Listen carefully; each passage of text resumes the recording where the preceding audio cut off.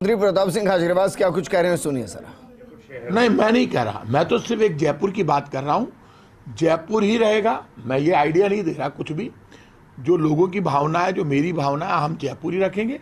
और उसमें ये करेंगे कि कलेक्टर आज एक बैठता है तो कलेक्टर 2 बैठा देंगे, 3 बैठा देंगे, एसपी 4 बैठ रहे हैं तो एसडीएम जगह जगह बैठा देंगे। तो इस तरह से प्रशासनिक विभाजन कर देंगे। सर, प्रशासनिक विभाजन तो करोगे, लेकिन जब कलेक्टर की बात आती है तो फिर जिला अपने आप में यूनिट नहीं, तो आप कलेक्टर की बात आती है तो दिल्ली में 11 कलेक्टर बैठे हैं, 13 कलेक्टर बैठे हैं। सही कह रहे हैं, मेरे पास 11 की रिपोर्ट, 13 बैठे हैं।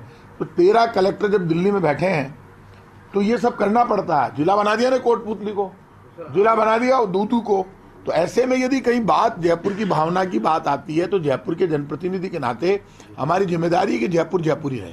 तो जयपुर मामले को सीएम तक लेके जा रहे हो? अरे सीएम तक जहाँ भी बात करनी है, सरकार का मैं हिस्सा ही तो हूँ यार। मैं तो मंत्री हूँ मेरे भाई, आप समझो पुनीत जी। मैं जब भी बैठेंगे हम मुख्यमंत्री जी के साथ, अभी जिले बनाने की घोषणा, 19 जिले बनेंगे। तो मुख्यमंत्री जी की भावना अच्छी है कि राजस्थान क्षेत्र भर में सबसे बड़ा स्टेट है। तो मुख्यमंत्री की भावना क्या, राजस्थान की जनता जो दूर है वहाँ तक सरकार की जन कल्याणकारी योजनाएं और डेवलपमेंट का मॉडल वहाँ तक पहुँचे। इसी के लिए तो जिले बढ़ाए गए और लोगों की भावना भी थी कि जिले बने और एक साथ 19 जिले बनाए गए। अब बीजेपी के लोग कितने डायलॉगबाजी कर दे, प्लॉट काट दिए, कोई कहते हैं अरे तो काका जी आप क्या कर रहे थे, आप भी प्लॉट काट देते, आपकी तो नीयत ही खराब थी शुरू से, आप कुछ करते तो है नहीं। बीजेपी के लोग तो एक काम में लग गए, राहुल गांधी का मकान छीन लो, राहुल गांधी की सदस्यता छीन लो। तो पेट्रोल डीजल क्यों नहीं करते सस्ता, क्यों नहीं करते गैस सिलेंडर पर सब्सिडी वापस चालू। तो बीजेपी तो गलत ट्रैक पर चढ़ गई। अब अपना अध्यक्ष बदल दिया तो अध्यक्ष बदलने से क्या बीजेपी के पाप छुप जाएंगे क्या? पाप तो हो ही रहेंगे, दुनिया जानती है। 15 लाख अच्छे दिन का वादा, पेट्रोल डीजल सस्ता करने का वादा बीजेपी के तो वादे थे। किया क्या बीजेपी के 25 एमपीओ ने? कुछ नहीं किया। बीजेपी ने खुद ने बड़ी बड़ी बातें करती अपना अध्यक्ष बदल दिया। तो अध्यक्ष बदलने से पब्लिक को क्या मिला? हमने जो भी योजना लेकर आए, 100 यूनिट बिजली फ्री कर दी हमने। ये जो बिल आएगा आपकी बार, उसमें 100 यूनिट बिजली फ्री का बिल आएगा, लगभग 85% से ज्यादा लोगों के जीरो बिल आएगा। ये बड़ी सोच है सरकार की। इसलिए आप, सरकार की सोच स्पेशल है। और जिले की जहां तक जयपुर की बात है, आप देखना ऐसा निर्णय करेंगे जो जनता को पसंद आएगा। निर्णय वो जयपुर का नाम जयपुर रहेगा। तो आपका विरोध है या आग्रह है सीएम से? अरे छोड़ो यार, बोल दियो ना, जो मेरा बयान है वो सुनो ना यार। जयपुर है, जयपुर ही रहेगा, बात खत्म हो जाती है। इसमें मेरा क्या है वो छोड़ो, मैं क्या बोल रहा हूँ वो आप रिकॉर्ड कर रहे हो। जो मैंने बोला वही मेरा बयान है। बोल दिया ना, सरकार के मंत्री का एक बयान है ना, सरकार का प्रवक्ता मैं ही हूँ यार। आप तो यार कमाल कर रहे हो यार। मेरा बयान मायने रखता है, वो तो हमारी बात है। हम मुख्यमंत्री हमारे परिवार के मुखिया है, ये कोई बात हुई क्या? मुख्यमंत्री से क्या करेंगे, बयान है क्या? बयान ही है मेरा, बात खत्म। और क्या है? डॉक्टर्स की हड़ताल जो है इस वक्त बहुत बड़े स्तर पर हो रही है। पूरे राजस्थान में मेडिकल इमरजेंसी से हालात हैं, ना कोई डेडलॉक टूटने की बात आ रही है, ना कोई सब्जेक्ट पे डिस्कशन हो रहा है। क्या लगता है आपको सर कि सरकार किस तरह बातचीत होनी चाहिए? इससे जुड़ा हुआ सवाल है। मानवाधिकार आयोग ने भी प्रसंज्ञान लिया है, सरकार से पूछा है, मेडिकल काउंसिल से पूछा है कि डॉक्टर्स के आचरण पे आपने क्या कार्रवाई की। दोनों कि एक बात आप मानकर चलना, डॉक्टर्स हमारे परिवार के सदस्य हैं। डॉक्टर हमसे दूर नहीं है। मैं जयपुर में यहीं स्कूल, कॉलेज, यूनिवर्सिटी मेरी यहीं पर हुई। मेडिकल कॉलेज के मेरे टाइम के डॉक्टर्स, मेरे से 5 साल जूनियर, मेरे से 5 साल सीनियर, सब मेरे खास डॉक्टर हमारे परिवार का हिस्सा है। और जिस सरकार ने मेडिकल की इतनी बड़ी बड़ी योजनाएं लगाई हो, वो सरकार की तो ताकत डॉक्टर है। डॉक्टर हमसे दूर तोड़ना है। डॉक्टर से बैठकर बातचीत करनी पड़ेगी, वो करेंगे। मुख्यमंत्री जी खुद भी कह चुके हैं, 4 कदम 5 कदम पीछे हटाने पड़ेंगे, हटाएंगे। सरकार कभी भी एडामेंट नहीं हो सकती। हमें एडामेंट होने का कोई राइट नहीं है मंत्रियों को, मुख्यमंत्रियों को।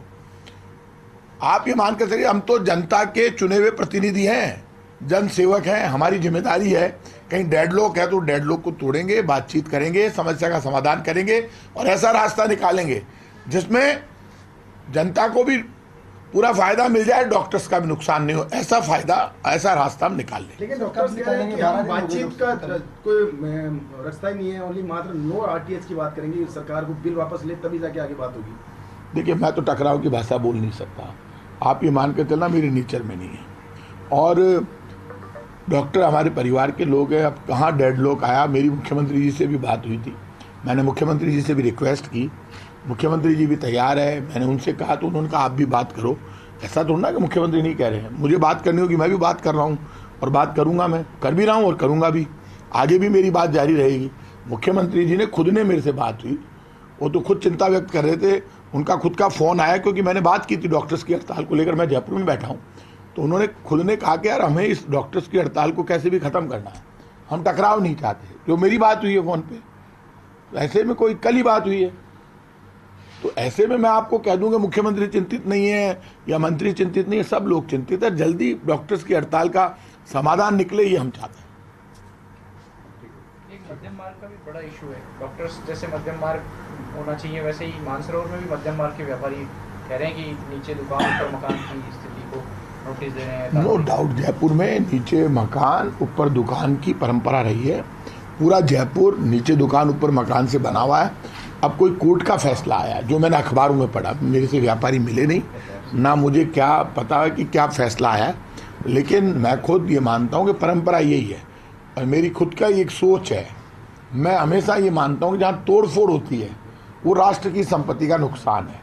रास्ता ऐसा निकालना चाहिए जिसमें राष्ट्र की संपत्ति का नुकसान नहीं हो। यदि कहीं भी जिसका मकान और दुकान टूटता है ना, उसके घर में रोटी नहीं बनती, उसका दर्द आप अंदाज में, वही तो आदमी जिसने पृथ्वीराज नगर का आंदोलन चलाया, जो हमेशा आंदोलनकारी रहा है।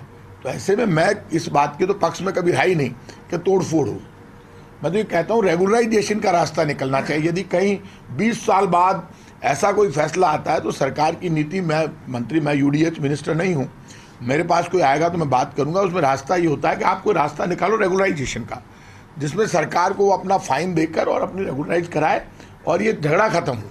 क्योंकि इस तरह से बड़े लेवल पे तोड़फोड़ होती है तो वो आफ्टर ऑल तो जो बिल्डिंग है वो राष्ट्र की है ना, तो राष्ट्र की संपत्ति का नुकसान होता है।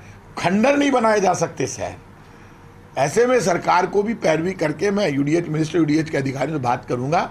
बात करनी चाहिए कि मान लो कहीं 500 दुकानों को नोटिस मिल गया, 500 मकानों को नोटिस मिल गया, तो उनको बचाने के लिए सरकार को भी खुले दिल से आगे आना होगा। यूडीएच डिपार्टमेंट के अधिकारियों से मैं बात करूंगा और यदि कोई व्यापारी आएंगे तो उनसे बात करूँगा। हाँ मिले थे डॉक्टर्स। देखिए आप प्रतिनिधि मंडल के हिसाब से नहीं, मेरे डॉक्टर्स से अच्छे समझ, मेरे उनसे